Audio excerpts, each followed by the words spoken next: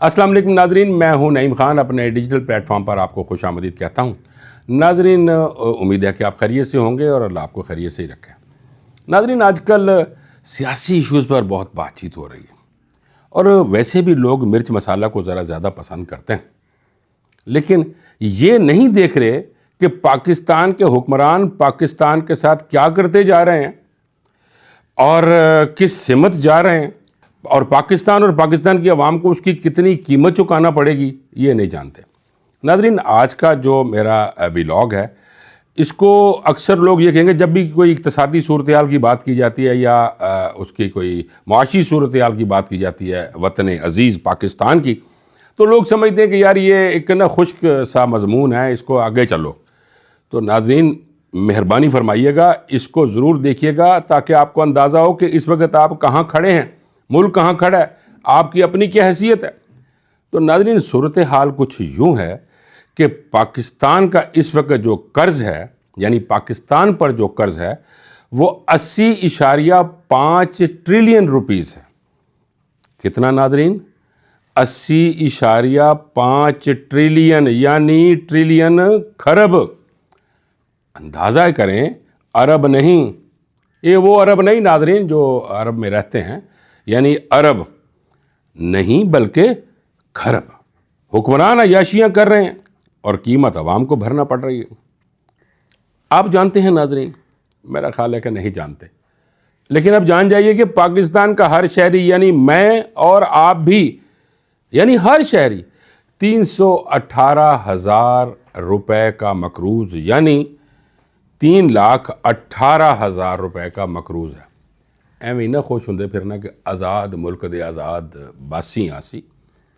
तुसी भी पैसे देने ने, मैं भी देने ने। अगर किसी को लै भी होए ने पैसे, यानी ज़रूरत पड़ती रहती है ना, बंदा कर्ज ले लेता है, इनू भी विच शामिल करो 3,18,000 नूं, और वो देने ही देने ने। अच्छा नाज़रीन, अगर मैं जो साबका अदवार हैं उनको छोड़ दूँ या उनको छोड़ दें, यानी की होया ये कहानी फिर सही। नाज़रीन, इस वक्त तक जो शहबाज हुकूमत ने कर्ज लिया है, अगर IMF को बीच में से निकाल दें तो वो तकरीबन 10 ट्रिलियन रुपीस से ज़्यादा का कर्ज है।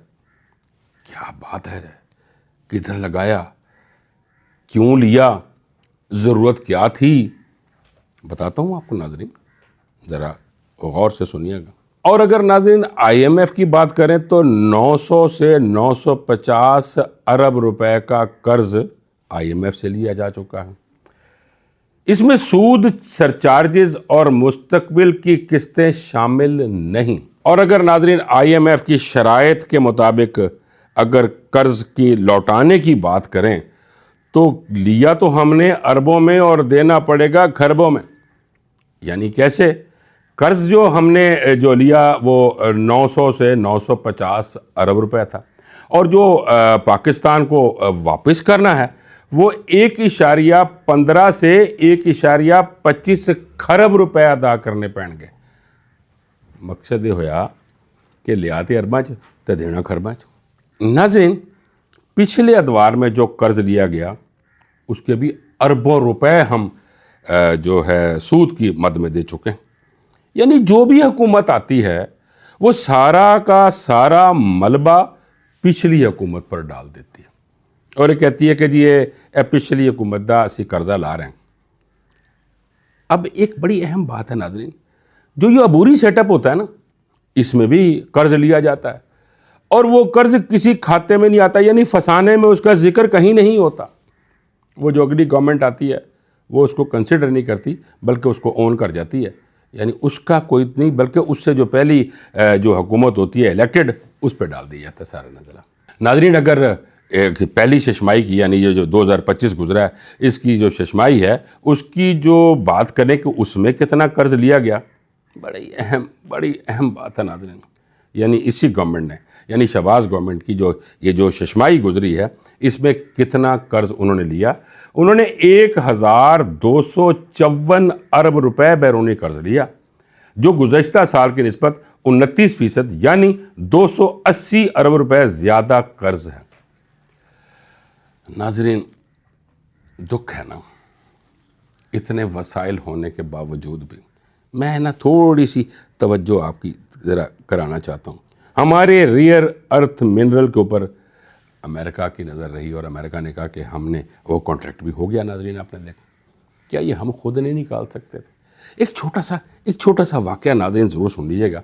मेरे एक दोस्त है मियाँ ताहिर साहब, आजकल वो जो है ग्रीन के ड्रामे बना रहे हैं, गिलगित में हैं वो तो वो ये कह रहे थे कि यार मेरे पास ना जो लड़के काम करते हैं, कैमरामैन हैं या जो एडिटर हैं, तो वो यहाँ बड़े यानी कम दाम मिलते हैं, क्योंकि लोगों के पास वहाँ पे वसाइल तो है नहीं है, तो जो काम अगर मिल जाता है उन्हें तो वो करते हैं। उन्होंने कहा कि पिछले दिनों मेरा एक एडिटर V8 पे आया, तो मैंने उसे कहा ओ खैर है, ओए आज किधर भाई, V8 किसके लिए फिर रहा है? मैंने कहा सर मेरी अपनी। मैंने कहा ये कैसी आई, तेरे पास तो पैसे ही नहीं थे। उसने कहा सर वो सुस्त दे विच जलजिला आया ना जी, तो ਜਿਹੜਾ ਜ਼ਲਜ਼ਲਾ ਆਇਆ ਨਾ ਉਹਦੇ ਵਿੱਚੋਂ ਨਾ ਥੱਲਿਓਂ मिनरल निकले न, और मेरे भी हाथ काबू चढ़ गया। तो सर मैंने वो जाके जेमस्टोन वालों को कहा कि भाई ये परसों की बात है नाज़रीन, तो वो जाके जेमस्टोन, उन्होंने कहा जी हम तो 8 करोड़ में लेंगे। उन्होंने कहा 8 करोड़ सुन के कहना जी मेरे तो पहुँचने से ज़मीन निकल गई। मैं कहा जी लियाओ फड़ाओ। तो उन्होंने कहता है मेरे सामने बैठे हुए एक और पार्टी बुलाई हुई थी, वही जो स्टोन था वो 22 करोड़ रुपए में मेरे सामने बेचा और उसमें से 8 करोड़ निकाल के मुझे दे दिया। यानी नाज़रीन जब खुदा देने पे आता है ना, तो वो ये नहीं देखता कि भाई केड़ी कौम दा खूबसूरत है, किस नस्ल से ताल्लुक़ रखता है। जब वो देने पे आता है वो कादर मुतलक है, वो फिर दे देता। यहाँ मैं शेर अफजल मरवत साहब का ट्वीट जो मैंने आज से 3-4 दिन पहले उसका जिक्र किया था, आज मैं फिर उसका जिक्र कर रहा हूँ। उन्होंने अपने ट्वीट में कहा कि एक ब्यूरोक्रेट यानी हज़ारों ब्यूरोक्रेट में से सिर्फ एक ब्यूरोक्रेट, उसकी जो प्रॉपर्टी है या उसके पे जो असासा जाता है वो 1000 अरब रुपए से ज़्यादा के हैं। और उन्होंने ये कहा कि मैं सबूत देने के लिए तैयार हूँ, मेरे पास सबूत हैं। नाज़रीन अगर, चूँकि उन्होंने ये पहले भी बात की है, इंक्वायरीज चल रही होंगी, अगर जो कर्ज़ 1254 अरब रुपए का कर्ज़ लिया है, एक ही ब्यूरोक्रेट को पकड़ लेते और उसे कहते भाई ये तेरे पास जो है 1000 अरब से ज़्यादा के असासे हैं, अगर तो हलाल के हैं भाई तो हमें दे दे, मुल्क का पैसा मुल्क में ही रहेगा, हम तुम्हें दे देंगे। और अगर नहीं थे हलाल के और कहाँ से कमाए गए, जैसे कि वो शेर अफजल मरवत कह रहे हैं कि भाई ये तो दूसरे तरीके से कमाए गए हैं, तो पकड़ के ले लेते उनसे पैसा और उसे कहते भाई तेरे पास कहाँ से पैसा आया। लेकिन अब प्रॉब्लम नाज़रीन ये है कि किसी ने दरख्वास्त दी और जब दरख्वास्त दी जाती है तो उसके बाद केस चलना शुरू होता है, तो फिर दादा लवे ते पोता हंडावे। वो पुरानी एक ऐड चला करती थी ना वेस्पा की स्कूटर की, कि दादा लवे ते पोता हंडावे ते वेस्पा साडा। इसी तरीके नाल करप्शन की है मैं, चलो देखी जाएगी डेटा ते आखिर लोग भूल जाएंगे। लेकिन अगर शेर अफजल मरवत साहब की बात को रखें तो क्या ये पैसे नहीं लिए जा सकते थे? दूसरी मिसाल नाजरीन मैं आपको और देता हूं कि मोहम्मद बिन सलमान ने जब वो इक़्तिदार में आए तो उन्होंने आते ही अपने जितने जो मौजूदा भी वज़रा हैं या उनके जो अपने कज़न थे, उनको भी बड़े अमीर आदमी थे, सबको तकरीबन 300-400 बंदे को पकड़ लिया और एंटी करप्शन के केसेस चला दिए और कहा ये कि भाई तुम पे ये चार्ज है, या तो पैसे दे दो या केसों की जो है उनको फेस करो। और कुछ अरसे तक उन सब ने मिलकर फैसला किया, उन्होंने कहा कि भाई जी पैसे ले लो, ऐसे केस नहीं फेस करने, चूँकि केस भी तो हमारे अगेंस्ट जाने। तो उन्होंने अपने ख़जाने को, आप अंदाज़ा करें कि खरबों, आप पाकिस्तान के खरबों की बात करता हूँ, खरबों रुपए से ख़जाना भर लिया। आपके पास भी तो आपको पता है और आप खुद अंदाज़ा कर सकते हैं नाज़रीन कि एक आदमी की तनख्वाह सपोज 1 लाख रुपया या 2 लाख रुपया, तो वो रह रहा है 20 करोड़ के मकान के अंदर। तो उससे पूछा जाएगा ना कि भाई तू कैसे रह रहा है सर, तुम्हारा ये जो रहन सहन है, तुम्हारा खाना पीना, ये तो नहीं बता रहा तुम्हारी जो तनख्वाह है। और इस वक्त सूरत हाल पाकिस्तान में यही है कि लोगों के पास दूसरा पैसा मौजूद है, यानी करप्शन का पैसा मौजूद है, और कोई भी यानी सुनता ही नहीं ना, गवर्नमेंट क्यों नहीं ऐसे कर रही। अगर मोहम्मद बिन सलमान पाकिस्तान के साथ बड़े मेहरबान हैं, पाकिस्तान का ख्याल रखते हैं, मैं भी आगे बताऊंगा कि उन्होंने तेल भी दिया हमें, और ये भी उधार पे दे दिया, भाई जो तेरे को पैसे उनके भाई दे देना। तो अगर वो अपना निज़ाम चलाने के लिए ऐसा कर सकते हैं तो फिर पाकिस्तानी गवर्नमेंट क्यों नहीं कर सकती? पाकिस्तानी गवर्नमेंट कितने कोई ना कोई किसी दा रिश्तेदार निकल आंदा, ओदा रिश्तेदार ओदा, उनके भी अपने सगे थे वलीद बिन तलाल, उन्होंने कहा ना भाई पैसे दे। तो आज फिर नाम तो है ना जी, सऊदी अरेबिया, पैसा, यानी तेल तो था ना उनके पास, जैसे हमारे पास मिनरल्स हैं, हमारे पास ज़राअत है, उसके बावजूद भी उन्होंने कहा भाई खजाना खराजात पूरे नहीं हो रहे, निज़ाम भी तो चलाने हैं ना। उन्होंने कहा भी पैसे ले आओ थे, और वो प्रूव्ड पैसे थे, करप्शन के पैसे थे वो, और वो प्रूव्ड करप्शन के जो पैसे थे वो उन्होंने वसूल किए और निज़ाम चला। मैं भी ये कहता हूँ क्यों कर्ज पे कर्ज, क्यों कर्ज पे कर्ज, और फिर अवाम के हर बंदे को लाखों रुपए का मकरूज कर रहे हैं। क्यों कर रहे हैं? इसलिए कर रहे हैं ना कि हथ पांदियां डर लगता, हथ पांदियां डरीदा नहीं होंदा, हाथ डाल दिया जाता और कहा जाता है कि भाई पैसे रखो। और खुदा की कसम अगर इसी तरह कोई 100-200 बंदे को हाथ पड़ जाए, और हमारे पास भी, हम भी बताएंगे कि किन किन के पास क्या क्या कुछ है, पड़ जाए तो पाकिस्तान का सारा कर्ज अदा हो जाता है और आइंदा फिर अपनी मईशत को आप चलाना है, यानी अपनी मईशत को हम खुद चलाएंगे, और फिर ये रफड़ नहीं रहेगा कि हमें कर्ज लेना है। अच्छा, तो नाजरीन अब चलते हैं ज़रा उस कर्ज की जानिब। नाजरीन, 6 माह में नॉन प्रोजेक्ट एड की मद में 785 अरब रुपए मिले हैं। ये जो नॉन प्रोजेक्ट जो पैसे होते हैं ना, ये किसी सड़क या डैम या नाला या बंद या दरियाओं की सूरत हाल देखने के लिए या रोड्स के लिए या बड़े डैम बनाने के लिए, छोटे डैम उनके लिए नहीं होते। ये पैसे डायरेक्ट गवर्नमेंट के ख़जाने में जाते हैं नाज़रीन, और गवर्नमेंट उसके मज़े करती है और ये बताती भी नहीं है कि हमने क्यों अब कैसे किया। उनके अपने ही बहुत सारे खर्च हैं ना गवर्नमेंट के। और ये रकम नाजरीन इसलिए भी दी जाती है कि पाकिस्तान डिफ़ॉल्ट ना करे, यानी वो पाकिस्तान के पास वो पैसे रहते हैं और ताकि वो डिफ़ॉल्ट ना कर सकें। IMF का प्रोग्राम जो है वो बहाल रहे, क्योंकि IMF ने भी एक बात कही थी कि अपने दोस्त ममालिक से बात कर लें पहले, अगर वो आप एतमाद करके आपको कुछ पैसे देते हैं हमें क्या एतराज़, हम भी देंगे, और अगर आपके दोस्त ममालिक आप एतबार नहीं करते तो फिर हम क्यों दें।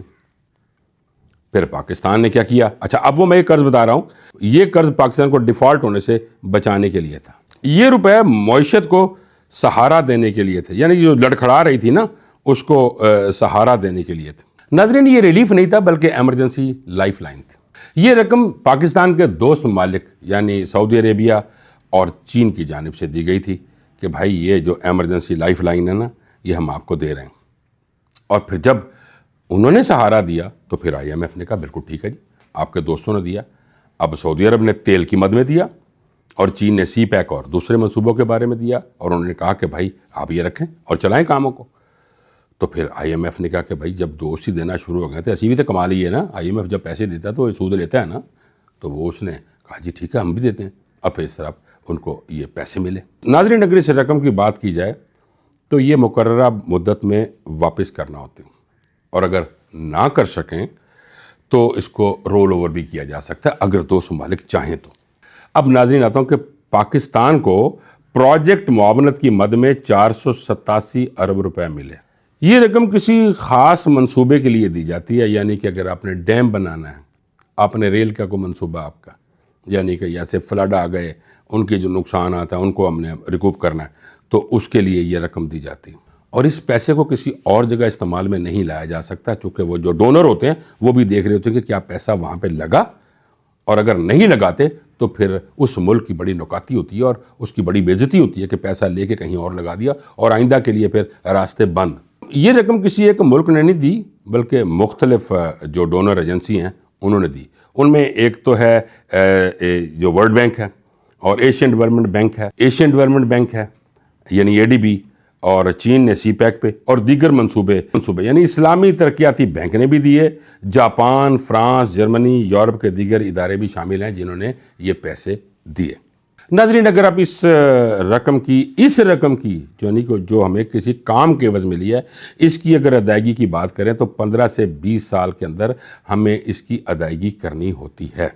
अच्छा, इसमें 2-3 चीज़ें होती हैं ना, बिल BOT भी होता है, BLT भी होता है, built lease and transfer, and BOT यानी बिल्ट ऑपरेट एंड ट्रांसफ़र, यानी उस तरीके से भी होता है। और अगर वो खुद नहीं बिल्ड कर रहे, आपको डायरेक्ट कर्ज दे रहे हैं, तो आपके अपने कॉन्ट्रैक्टर्स उसका काम करते हैं और काम की कंप्लीशन के बाद फिर उसका, यानी हम नहीं कहते हैं ना कि हमने ये काम, इस काम के लिए पैसे लिए हैं, इसका जो रिज़ल्ट आएगा, यानी इस काम को कंप्लीट होने के बाद इसमें से जो आमदनी होगी हम आपको वो पैसे देंगे सूद समेत।